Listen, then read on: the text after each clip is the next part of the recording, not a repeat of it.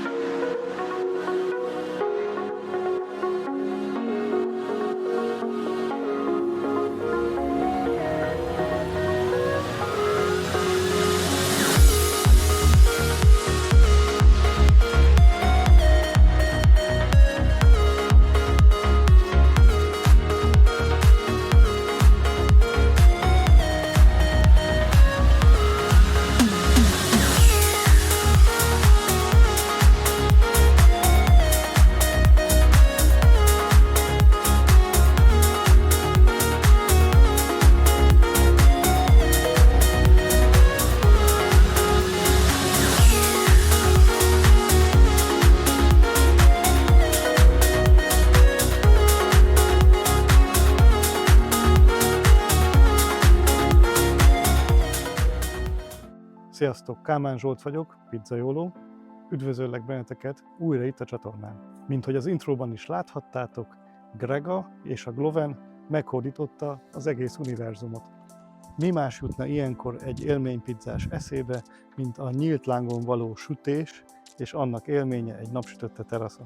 Kezdünk egy Gloven Raptor 2 pizzakemence áttekintéssel, majd természetesen sütni is fogunk, méghozzá nem is akármit, Pannon perlicska pizzát fogunk készíteni a teljes tésztavezetés megmutatásával. Az egyik legjobb tulajdonsága a kemencének az, hogy nagy, kényelmes. Ezt szeretem benne a legjobban. Ez 80 cm, a kaszti szélessége hátulról 64,5 cm.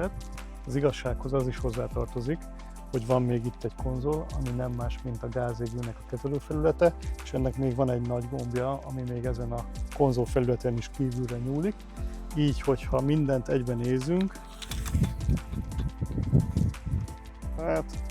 akkor talán ilyen 77-78 cm, ami a valós mérete szélességben ennek a kemencének. A kemence magassága kéménytetőtől, a talpakat is beleszámolva, legyen egy ilyen 44 cm. Ezek is fontos információk, de ami nekünk a legfontosabb, az maga a sütőtér. A sütőtért nézzük, mélységében 60 cm, széltében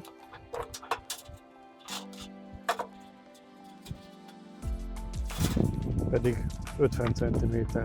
És akkor erre jön még rá ez a párkány, egy 17-18 cm-rel, amivel szintén lehet sütéskor operálni.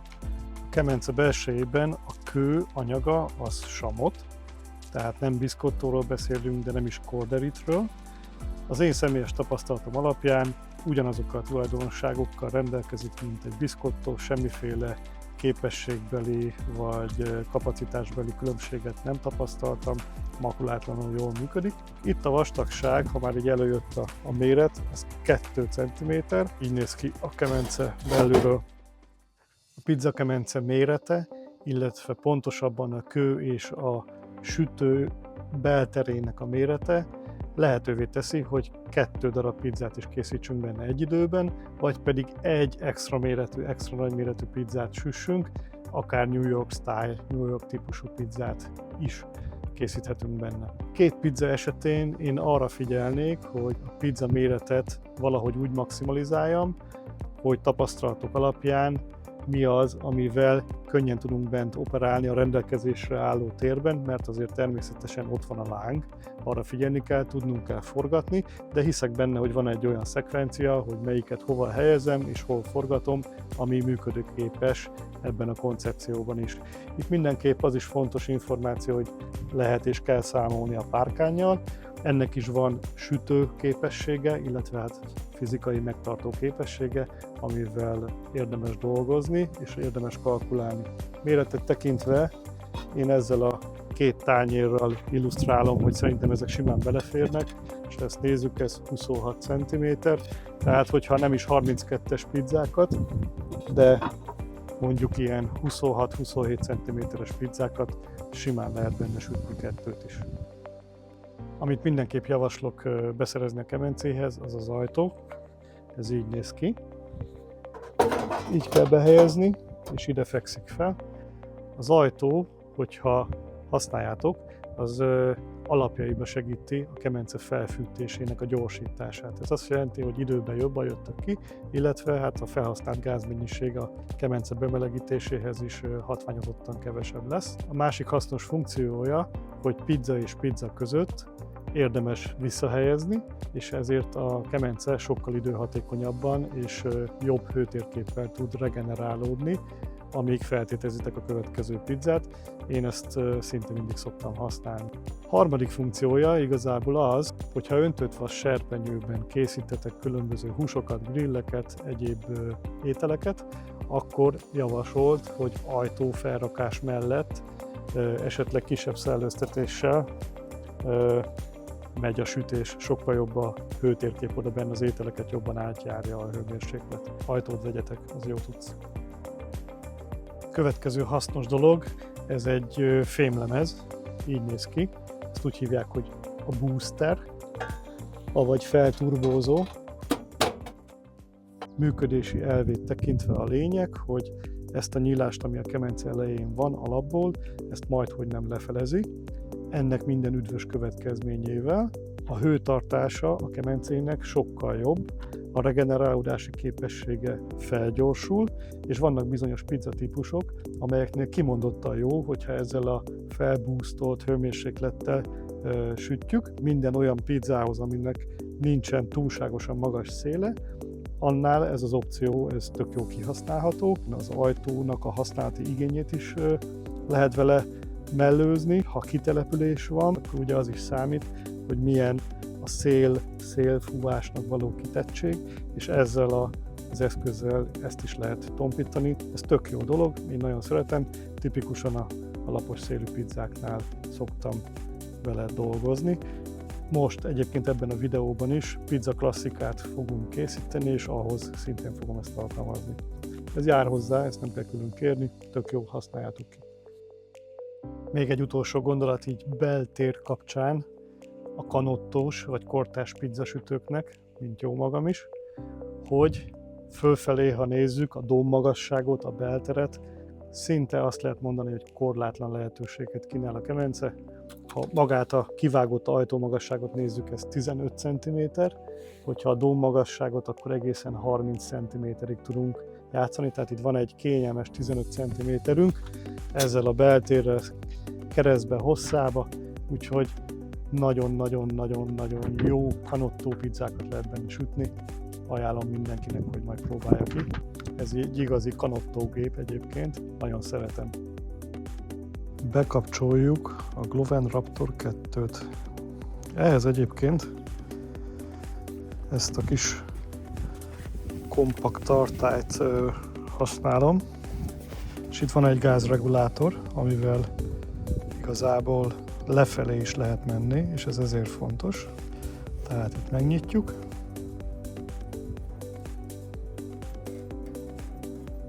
Teljesen, és itt pedig, ugye, elvileg itt vagyunk a legalacsonyabb fokozaton, ehhez képest egy picit visszamegyek, és akkor itt a gomb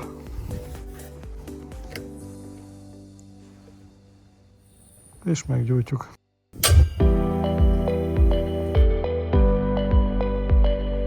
Most nézzük meg, hogy a kemence milyen gyorsan tud fölmelegedni 350, majd 450 fokra. 30 fok, 29, 32, 30, 28, 23, 27. Tehát ilyen napsütötte meleg van, nulláról indulunk gyakorlatilag.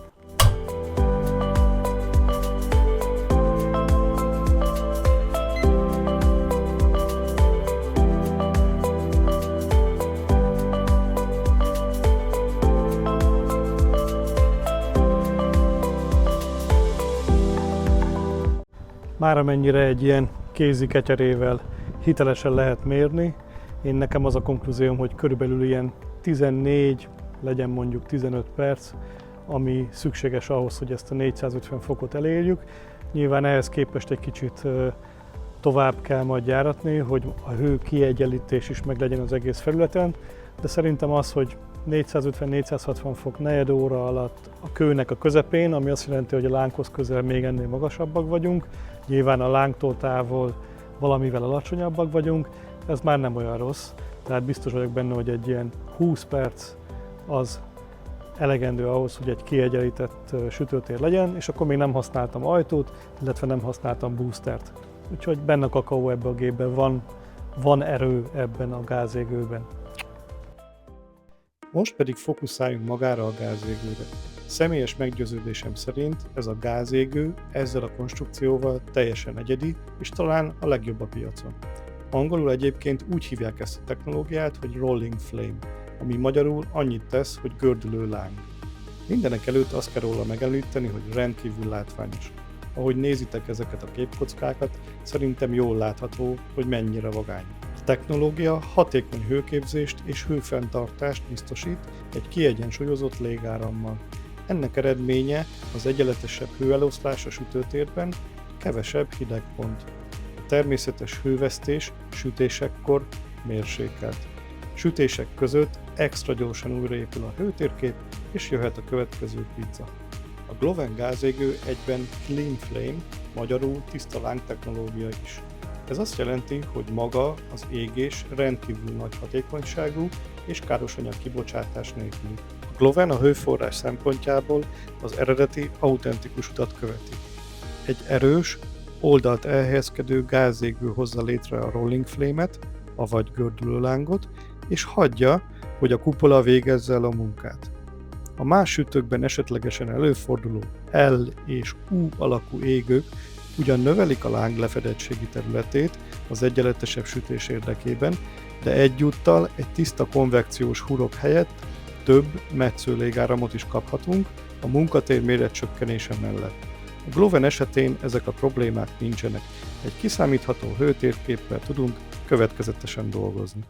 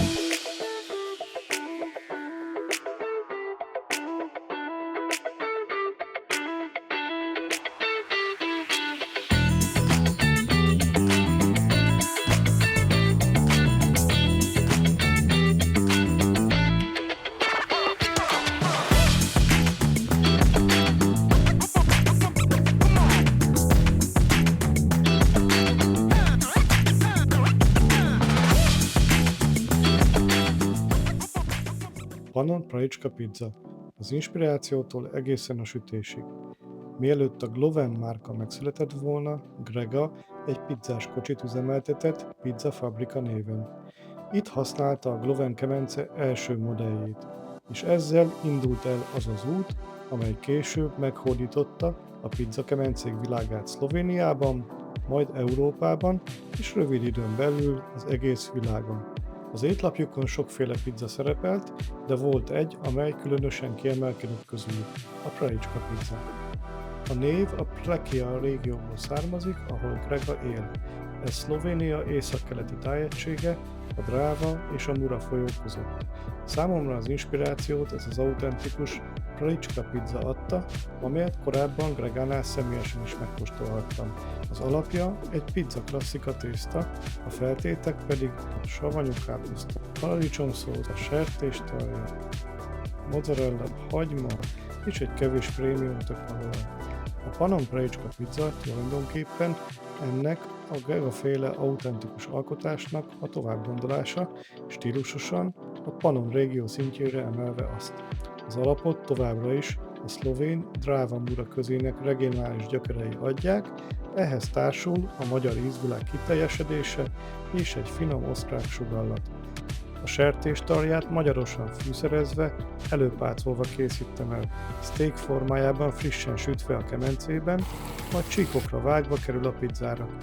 A káposzta feltét az osztrák sauerkraut és a magyar karakteres savasságú vecsési savanyú káposzta találkozása. A magyar csavart tovább erősíti, hogy sajtként fokhagymás parenyicát használok, amit lehelet vékonyra szeretett lila hagyma kísér.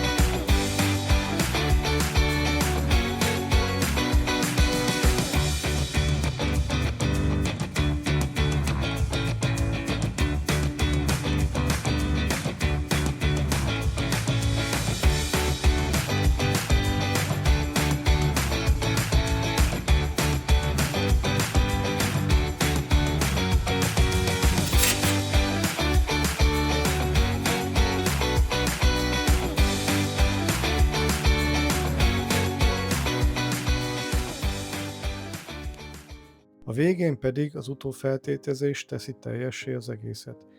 Egy csipet kézműves füstölt piros paprika és egy kevés prémium őrségi tökmagolaj koronázza meg ezt a pizzát.